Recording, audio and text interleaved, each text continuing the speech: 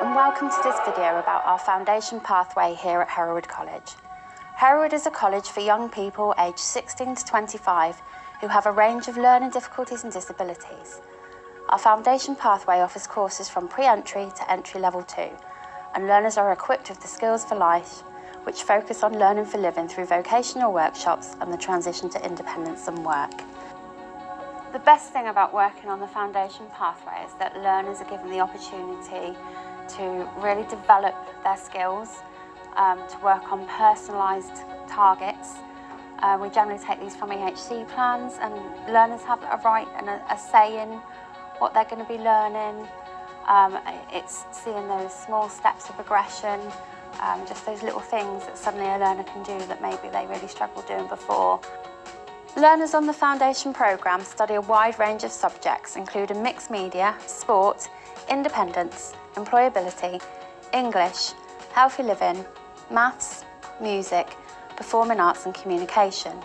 Some of our students may also complete ASDAN Life Challenges, which focus on independence or employability skills. These bespoke courses give our learners certification for the employability and independence skills that they develop.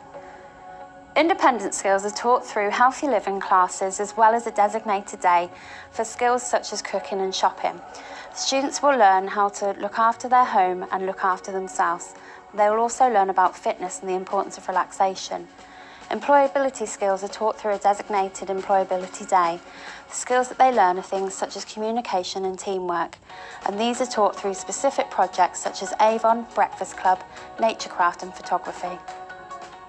All learners will enjoy experienced person-centred based projects to help them decide on their future goals and work at their own pace towards their individualised targets.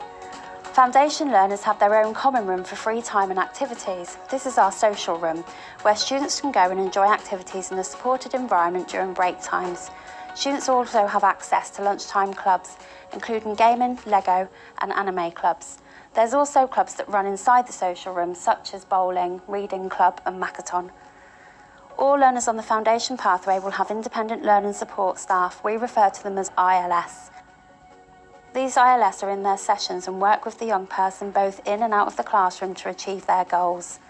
Our ILS staff will be there to support in lessons through reading, taking notes, organising files and providing physical and practical support to students where needed. They will also help students who need support with regulating their emotions. Learners on the foundation programme can progress onto the Explorer pathway, further explore or focus on vocational topics. Some of our students have also taken the opportunity to progress onto supported internship programme, helping to assist them in the world of work. Our independent skills sessions teach students how to be independent out in the community, using and recognising money, cooking and looking after the home. Our foundation students run a breakfast club for staff and students also have access to our Premier Inn training centre to learn hospitality skills. Our mixed media lessons provide our students with the opportunity to practice and develop their photography and ICT skills. Many of these sessions focus on sensory activities and capturing them, as well as projects that are based on the local area. Want to find out more about our foundation pathway? Please contact our admission teams on 02476 426 120 or email us at admissions@hereward.ac.uk, and a member of our team will be happy to talk to you.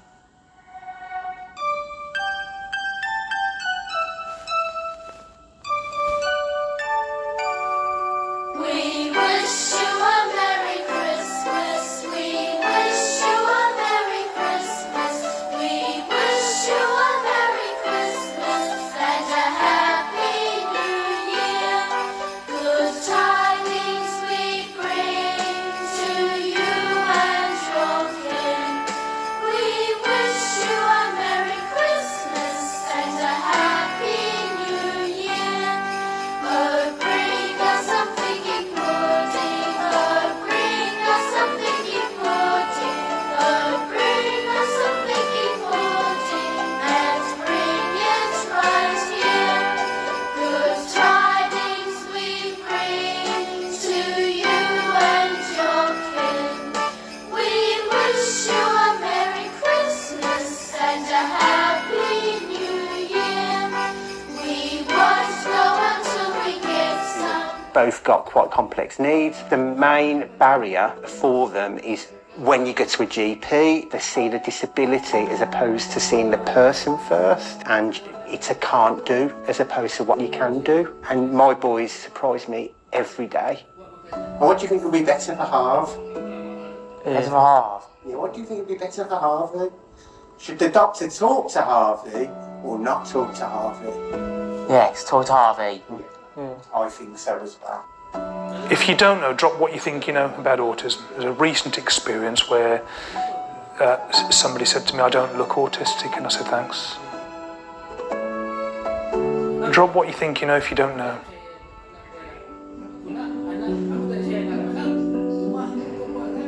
Arranging the appointment in the first place can be a challenge. I find phone calls really, really stressful and anxiety-provoking.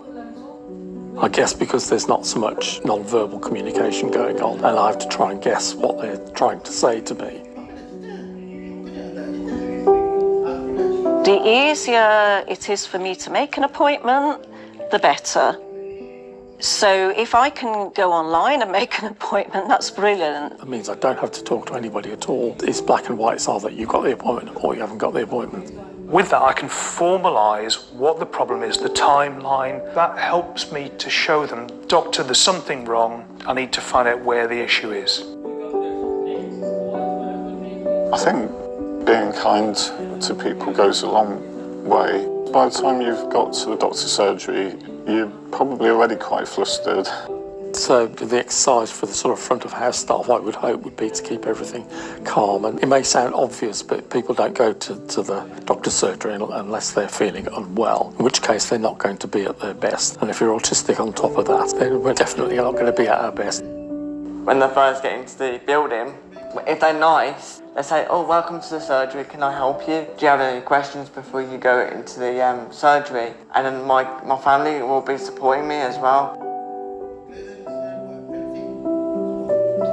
Sitting in a waiting room for the doctors makes me feel quite nervous.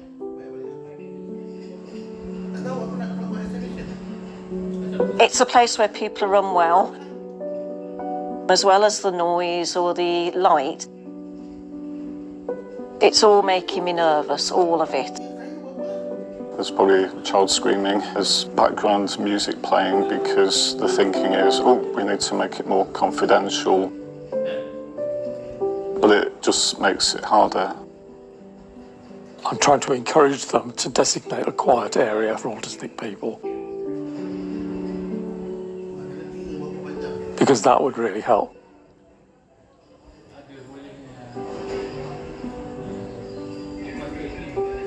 We have to get the best we can out of our appointments because they're very valuable.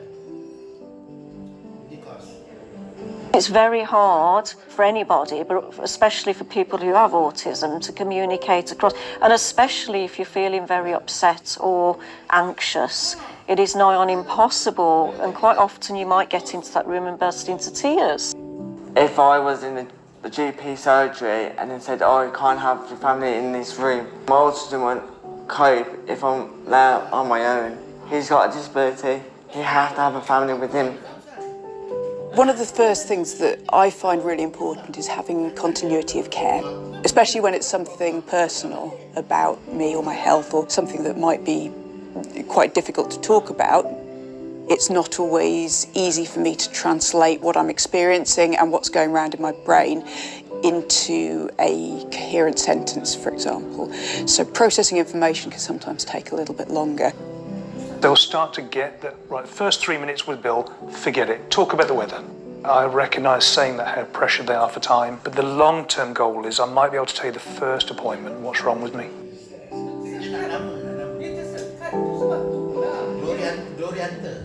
With GPs who are in a hurry, they'll say this, this and this.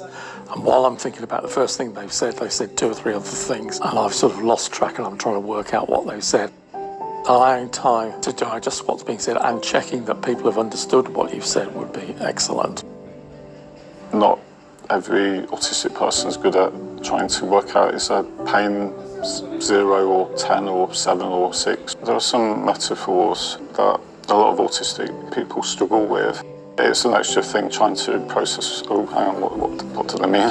They might use an analogy, you're fit as a fiddle, Think of your body as a car, that sort of thing. With myself, I find that it's easier to write things down because it's a 5-minute appointment or 10-minute appointment. Nerves can overtake, so I quite often have written down what's going on or what it is I'm worried about beforehand. If you're going to do something like blood pressure, just get permission before you start touching people. Explain step by step what you're going to do.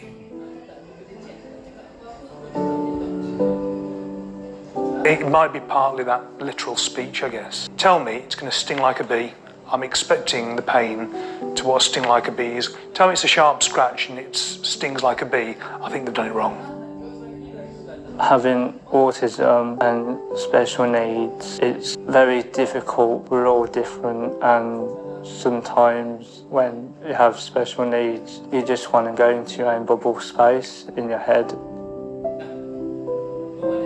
I think it's really important to not make assumptions about any one person in particular, because I don't think there is any rule book with autism, and that's why it's a very difficult condition, really, because quite often people say, you seem fine to me.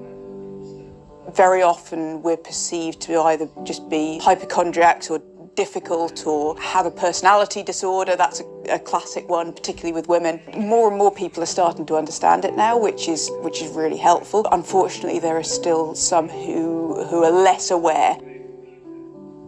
I would say that they still need to be more trained. There's a lot of people that so far you've let down, and voices need to be heard. If you don't know, drop what you think you know about autism. Drop what you think you know if you don't know, and learn when you meet them. Reasonable adjustments are not just an add-on, they are a legal requirement. Autistic people are not asking for anything extra. They are just wanting to access their healthcare needs in the same way that everybody else can.